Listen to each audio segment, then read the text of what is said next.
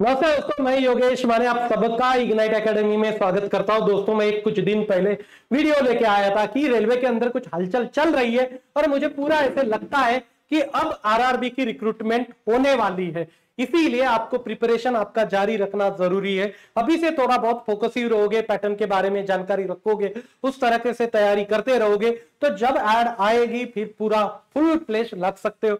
अभी हमारी बाकी एग्जाम की भी तैयारी चलती रहती है, उसी के साथ में इसको भी थोड़ा सा फोकस करके प्रिपरेशन हम कर सकते। तो पैटर्न को अच्छे से समझने की पूरी कोशिश करते। पहले तो सीबीटी 1 होता है। ये सीबीटी 1 पहले समझ लीजिए कि क्वालिफाइंग इन नेचर है, राइट। इसके मार्क फाइनल मेरिट लिस्ट के लिए कंसीडर नहीं किया जाता। इसके बाद में सीबीटी 2 होता है, उसके मार्क फाइनल मेरिट लिस्ट के लिए कंसीडर किए जाते हैं। मगर सीबीटी 2 के लिए जाना है तो सीबीटी 1 को क्लियर करना पड़ेगा, राइट। तो ये सीबीटी 1 क्या होता है देखिए, इसमें मैथमेटिक्स के 30 क्वेश्चंस होते हैं 30 मार्क्स के लिए, क्लियर। फिर उसके बाद में जनरल इंटेलिजेंस एंड रीजनिंग, ये आपकी ही है, समझ के चलिए। General intelligence and reasoning 25 question 25 mark के लिए।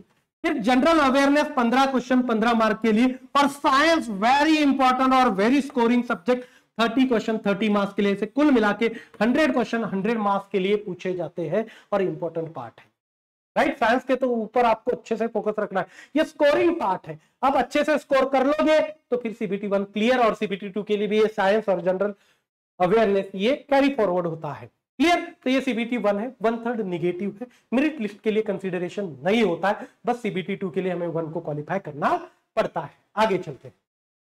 अब सीबीटी 2 इसी के बेसिस के ऊपर आपकी फाइनल मेरिट लिस्ट बनने वाली है। तो सीबीटी 1 में क्या होता है, general awareness 15 question 15 question 15 marks के लिए आपको पूछे जाते हैं।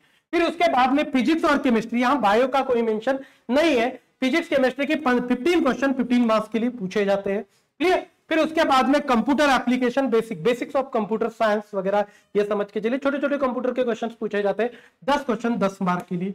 फिर environment and pollution basic 10 question 10 mark के लिए, इन्वायरमेंट और पोल्यूशन के।